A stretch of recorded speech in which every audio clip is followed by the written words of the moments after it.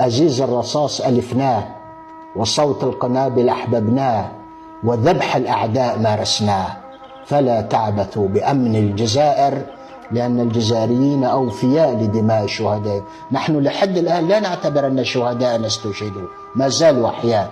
أنا كيحيى أبو زكريا ابن باب الوادي في الجزائر العاصمة، لحد الآن ما زال يعيش معي عميروش العربي بن مهيدي. تعرفين من هو العربي بن مهيدي أنت؟ لا يا ميساء. العربي بن مهيدي ثائر جزائري، قال عنه بيجار عندما أعدمه طبعا: لو عندي 10 من أمثال العربي بن المهيدي لفتحت العالم كله. هؤلاء رجالنا، رجل في أمة. والجنرال لاكوست وهو يغادر الجزائر باكيا مترنحا مهزوما مذعورا منكوبا مصفوعا، سأله صحفي من جريدة لوموند، وجريدة لوموند كانت المسيطرة على المشهد الإعلامي الفرنسي، قال له: لما غادرتم الجزائر؟ أنتم ضعفاء؟ الحلف الأطلسي يغادر الجزائر. قال له: وماذا نفعل إذا كان القرآن أقوى من فرنسا في الجزائر؟ فنحن عندنا القرآن وعندنا السلاح. نحن تعلمنا يا سيدتي في مدرسة الرجال، تعلمنا في مدرسة الأبطال، ورجالات الجزائر الذين علمونا كما علمنا هواري بومدين.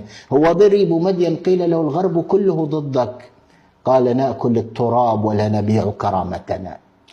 وعندما قيل له إن فرنسا قاطعت شراء النفط الجزائري، وتعرفين النفط هو المصدر الأول للدخل المالي بالعملة الصعبة للجزائريين، قال: بيننا وبين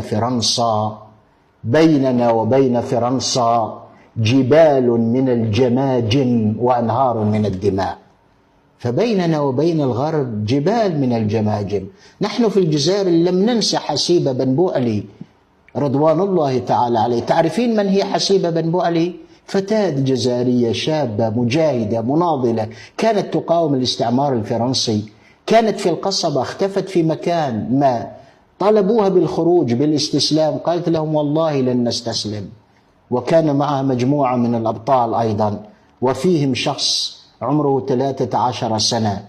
فالجيش الفرنسي أوصل متفجرات إلى هذا الكهف المحصن وفجروها فتفتت جسدها رضوان الله.